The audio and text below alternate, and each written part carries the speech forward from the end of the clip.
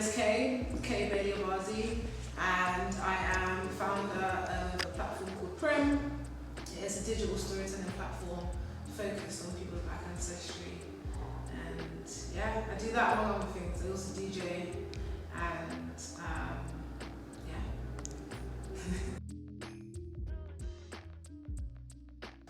so I actually start with how I end the day, and how I try to end the day is by taking a moment to recenter and like recalibrate. I think when you've had a long day, doing lots of things, you get home and almost instinctively sometimes you just either conk out or you put on something, some trash TV. And sometimes I will intentionally decide to listen to an audiobook or listen to a podcast or just sit in like the quiet.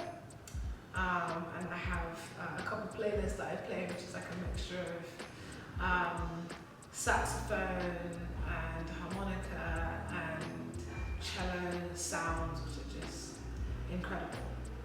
And then start my day usually up by like 7 a.m, 7:30 a.m.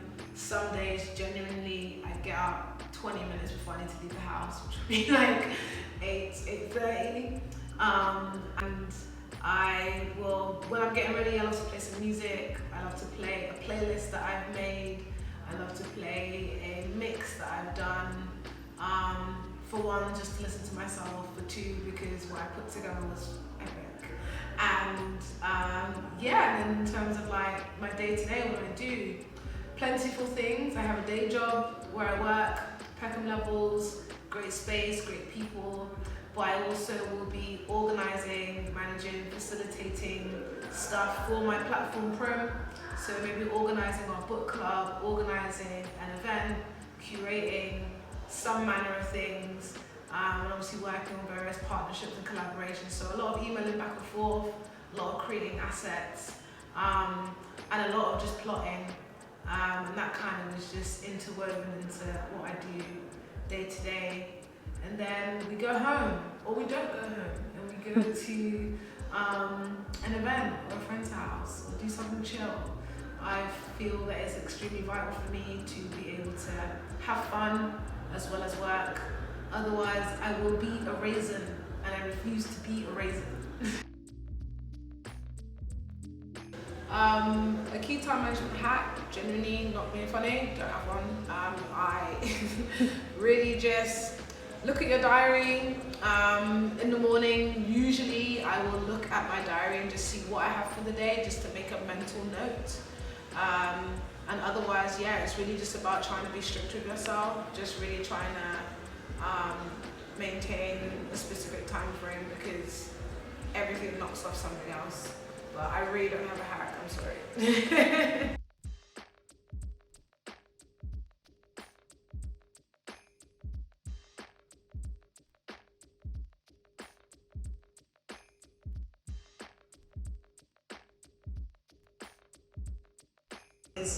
I like to read, but actually that's a lie. I like to listen to audiobooks now. So I like to listen to audiobooks, I like to listen to music. I like to write things down sometimes in my notebook, and just sort of have moments of quiet thought, where I think about how I've done something, how I could do something, what I enjoy in my space, my environment, or the people around me right now. And also skincare. I love to look after my skin, and that is a really great way as well of just, again, just finding time to quiet my mind and just exercise stillness. I'm not very good in terms of meditation, I don't really like it, but I do like exercising stillness, and the way I do it is through music and through audio.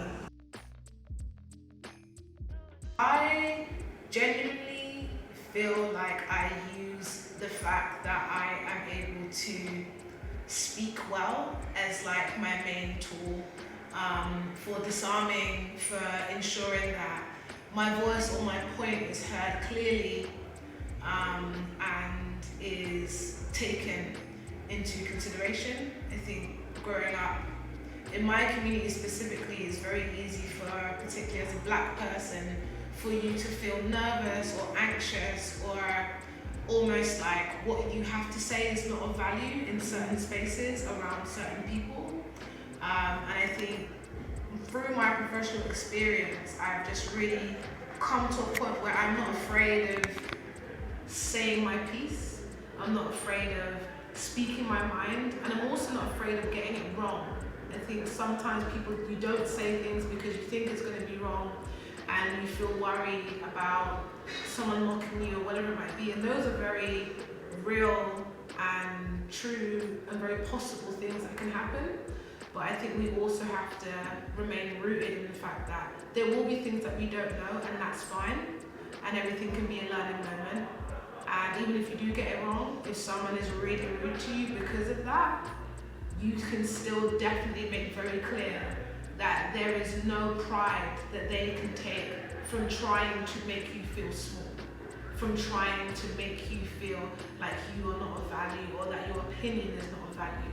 And that in itself is something that goes way beyond whatever point they're trying to make, because now they feel stupid, now they feel dumb, now whatever they were trying to achieve, they have not succeeded.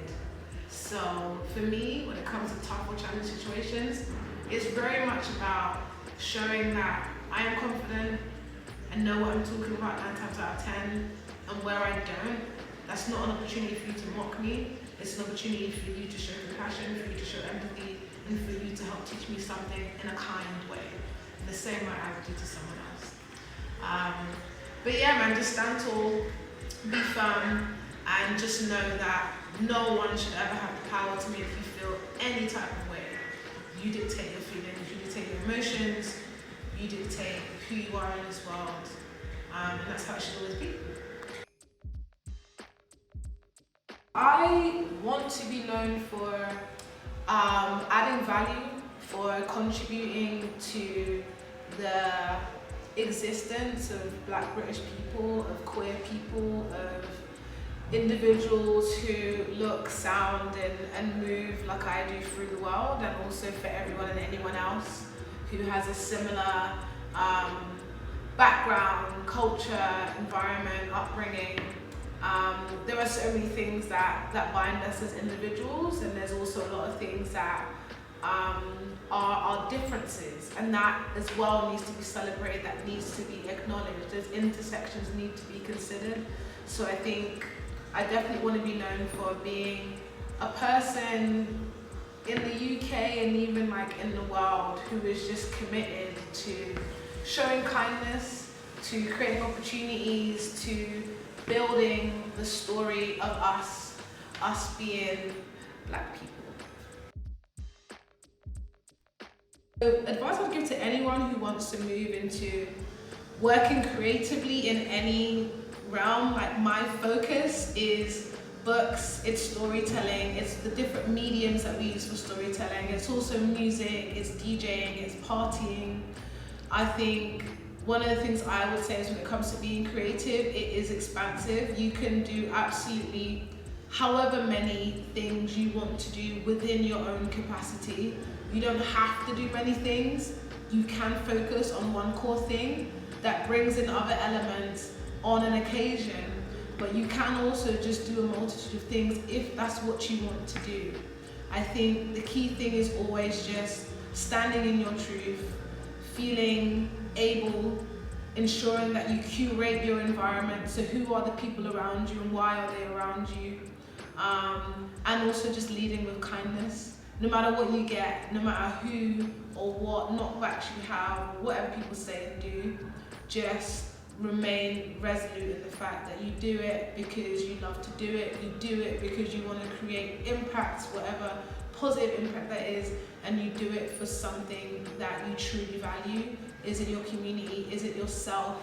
Is it, I don't know, it could be anything, but at the end of the day, it is about you, and it's about you wanting to create something that makes you feel whole and also adds value to our community and to the world as a whole.